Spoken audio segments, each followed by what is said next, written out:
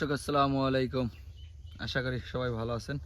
এই হলো আমার চাষকৃত বাংলাদেশের সবচেয়ে আলোচিত ঘাস এবং সবচেয়ে প্রোটিন বেশি এবং ক্যালসিয়াম ও জেলিযুক্ত অ্যালোভেরা ঘাস আমেরিকান 5G গুয়াতেমালা, যেটা দিনকে দিন শাখা প্রশাখা বৃদ্ধি পাইতেছে, ঝোপ আকারে বড় হইতেছে এবং ফলন আসতেছে। দেখেন দর্শক, কিছুদিন আগে এখানে জৈব সার ব্যবহার করছি, মুরগির বিষটা।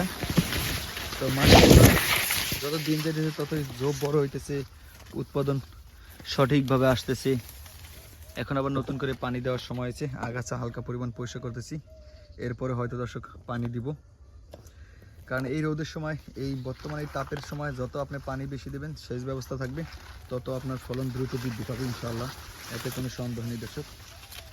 তো সব কিছু নিয়ে সন্তুষ্ট, মাশাআল্লাহ খুব ভালোই শাখা প্রশাখা ছাড়তেছে, ঘাস বৃদ্ধি পাইতেছে। দর্শক আপনারা চাইলে আগামী 2-1 মাস পরে এই ধরনের ঘাসের কাটিংগুলো আমার কাছ থেকে সংগ্রহ করতে পারবেন, এই আমেরিকান 5G গুয়াতেমালা হাইব্রিড ঘাস।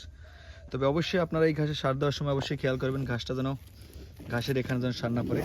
কারণ ঘাসের গোড়ায় যত গোড়ায় সার দেবেন, তত আপনার উৎপাদন বেশি আসবে, তত ফলন ভালো আসবে। এই ঘাস চাষ করতে হলে আপনি কখনো সার ছিটাই দিতে পারবেন না জমিতে অন্যান্য ঘাসের মতো, এবং অন্য ঘাসের সাথে যদি এটা তুলনা করেন তাহলে আপনার বোকামি হবে। দেখেন আলহামদুলিল্লাহ খুব ভালো বৃদ্ধি পাইছে। এই ঘাসটা চাষ পদ্ধতি নিয়ে বিস্তারিত বড় একটা ভিডিও আসছে, যেটা আপনারা দেখলে আশা করি উপকৃত হবেন এবং লাভবান হবেন।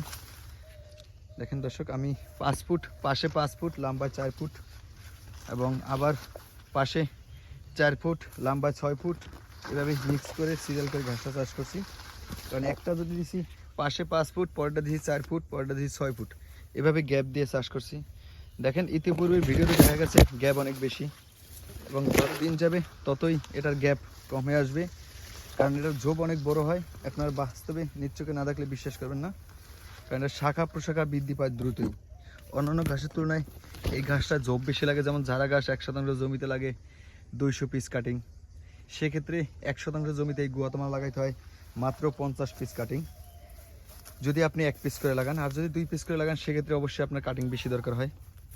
দেখেন দর্শক, এই যে দেখেন এখানে হাইটা যেতেছি 5 ফিট গ্যাপ দিয়ে, তারপরে ঘাসটা চাষ করছি। একটা সময় আপনাদেরকে দেখাবো আমি, এখান থেকে হাইটা যাওয়ার মতো অপশন থাকবে না, এত পরিমাণ ঘাস হবে ইনশাআল্লাহ।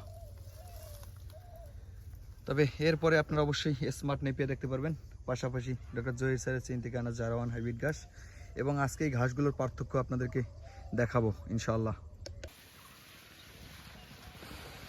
বিশেষ চাইতে খারাপ, এত গন্ধ।